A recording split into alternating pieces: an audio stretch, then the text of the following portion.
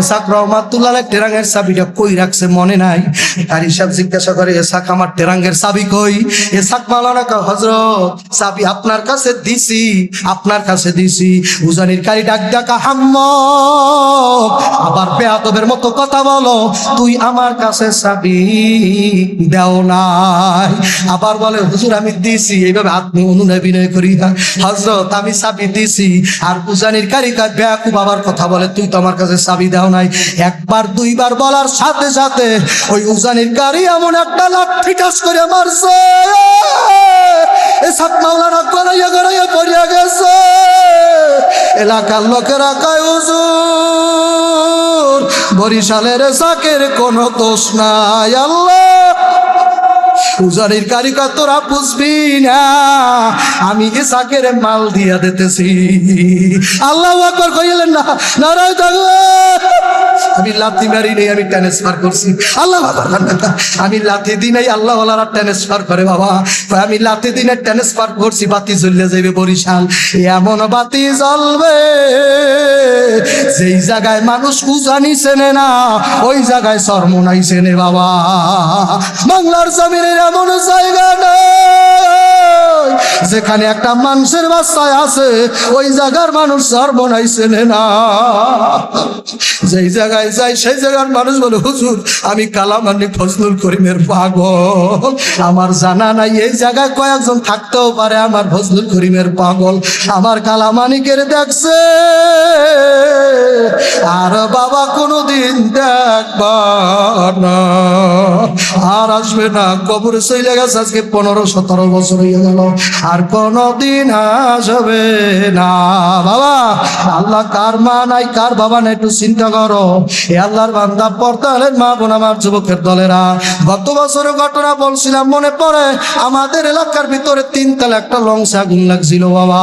গত বছরের আগে আল্লাহু আকবার ঘটনা, সদরঘাট থেকে যখন সারিয়া দিল, আল্লাহ আল্লাহ আল্লাহ, ওই লঞ্চের ভিতরে কত মানুষ মরছে বাবা।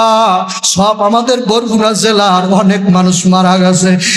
কয়েক মাস আগে ঘটনা পাইছি রে, ওই 3 তলা লঞ্চের নিচতলায় যখন আগুন লাগছিল, অভিযান 10 নম্বর লঞ্চের কথা আপনারা শুনছেন? যুবক, যুবক এদিক শুনছো? 10 নম্বর লঞ্চটা 3 তলা নিচতলা আগুন লাগছে বাবা। ওই 3 তলার মধ্যে একটা হাফেজে কোরআন ছিল, জোরে কোন সুবহানাল্লাহ। ও পাগড়ি পাইছে, নতুন ঢাকা থেকে পাগড়ি পাইছে। আরে লঞ্চে উঠে মোবাইল করছে, আম্মু আম্মু রে, ঢাকার মাদ্রাসা থেকে পাগড়ি পাইছি। আম্মু তোর মনের আশা পুরো হয়েছে, আমি হাফেজ হইয়া গেছি। ওমা আমার হুজুরেরা পাগড়ি পরাই দিয়েছে। কত আশা, গরিবের পোলার কত আশা। মায়ের মোবাইল করে, আম্মু রে আমি মাথায় পাগড়ি পাইয়া গেছি, মাথার পাগড়ি আইনা মাগো তোমারে দেব। হুজুরেরা বলছে হাসরের মাঠে নাকি আল্লাহ তোমাগো মাথায় পাগড়ি পরাইবে। আমাদের বরিশালের গরিব মাই ডাক দেখা, বাবা ভালো করিয়া লঞ্চে তুই কেমন পাগড়ি পাইছো বাবা, দেখতে মনে চায়। ওরে গরিবের আশা,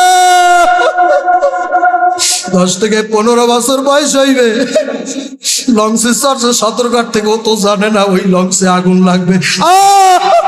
পাগড়ি লইয়া বারবার মারতারে মোবাইল করে, আম্মু রে তুমি দোয়া করে, আমি লঞ্চের মধ্যে ডেগে বসে আছি মা। ওমা শীত পাই নেই, আমরা গরিব মানুষ মা গো, একটা টিকিট কাটতে পারি না। ও আম্মু রে, এই লঞ্চের মালিকের বলছি, মালিক রে আমরা গরিব, আমি হাফেজে কোরআন। লঞ্চের মালিক এই ঘটনা শুনে কয়, বাবা তোর টাকা দেওয়া লাগবে না, মাগো আমি ট্যাগের মধ্যে বসে আছি মা, আমার শীত করে। তখন কিন্তু শীতের মাঘ মাস ছিল বাবা রে। ওই পোলায় বারবার মারতারে মোবাইল করে, মাগো আমার পাগড়িটা মাথার মধ্যে আছে মা। আমাদের গ্রামের মহিলা ডাক দিয়া কয়, বাবা পাগড়িটা দেখমু, তুই কেমন আমার বাবা পাগড়ি পাইছ? তোরে হাফেজ বাড়াইতে যাইয়া মানুষের বাড়ি কাজ করছি, মানুষ কত কথা বলছে, আমারে বারবার বলছে, কাজের বুয়া তোর ছেলে কি আবার হাফেজ হইবে নাকি? বাবা কত কথা শুনছি মানুষের, আজকে কথার অবসান হইয়া যাবে। ওদিকে মায় তো জানে না আজকে জীবনের সব শেষ হইয়া যাবে। রাত্র 2:30টার সময় লঞ্চের নিচতলা যখন আগুন লাগিয়া গেল, ওই ছেলে মোবাইল করে কয়, মা তুমি গো, ও আমার মা গো, আমার লঞ্চে আগুন লাগছে। ঘটনা শোনার সাথে সাথে মা একটা চিৎকার মারিয়া আগায় বেহুশ হইয়া পড়িয়া গেছে। ডাক দেখা, বাবা আমার পাগড়ি কো? ও বাবা তুই না হাফেজ হইছ, তুই না পাগড়ি নিয়ে আসবি, আমি মায় বইয়া রইছি তোর পাগড়ি দেখবো। ও বাবা তুই আবার ফাঁকি দিস না বাবা। ওই ছেলে ডাক দেখা, আম্মু রে নিচতলায় আগুন লাইগা গেছে আম্মু, আমার আর নামার কায়দা নাই। আল্লাহ আল্লাহু আল্লাহ। 3 তলা লঞ্চের নিচতলা পুইরা গেল, কত মানুষ মারা গেল। 2 তলায় আগুন লাগলো, পুড়িয়া সব বশ হইয়া গেল। সকালবেলা সাংবাদিকেরা খুঁজতে খুঁজতে খুঁজতে খুঁজতে বাবারে তালাশ করিয়া দেখে মানুষের পুরা মাথা পইরা রইছে, কত মানুষের জুতা পরিয়া রইছে, কত মায় ছেলের বাচ্চার জামা লইয়া কান্দে, হাতের মধ্যে জামা কাপড়, পোড়া জামা কাপড় লইয়া মায়ে শিক্ষার মারে। ওই হাফেজে কোরআনের মায় আইছে, হাফেজে কোরআনের খোঁজে বাবা কোথাও পায় না। ওরে পাগলিনী মায় গড়ায় আর কয়, আমার বাবাই গো, মায়ের সেনো মায় কত ভালোবাসে। ময়দানের মধ্যে 3টা তালার পুরা তালায় গড়ায় আর কয়, আল্লাহ তুমি না হাফেজের মহব্বত করো, আল্লাহ তুমি না কোরআন শরীফে আগুন লাগতে দাও না। ও আল্লাহ আমার পোলাটা তো জিন্দা কোরআন শরীফ ছিল, আল্লাহ আর 2টা সিনার মধ্যে তো তোমার কোরআন 30 পারা ভরা ছিল। ও মাওলা তুমি কেমনে পড়ছো, তোমার কোরআন তুমি কেমনে পড়লা? এই কথা জনম দুখুনি কয় আর 3 তলা লঞ্চের মধ্যে গড়ায়, মাথায় কাপড় নাই, চুলগুলো এলোমেলো হইয়া গেছে, বাবা বাবা কইয়া গড়ায়।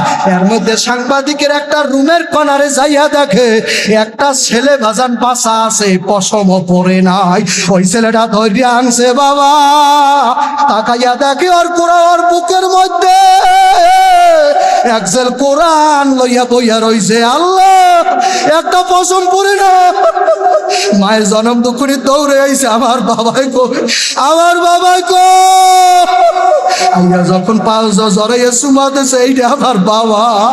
ওই পোলায় ডাক দেখায়, মা গো, আল্লাহ আল্লাহর কোরআন হেফাজত করছে, আগুনে পড়তে পারে না। নারায় থাকবে।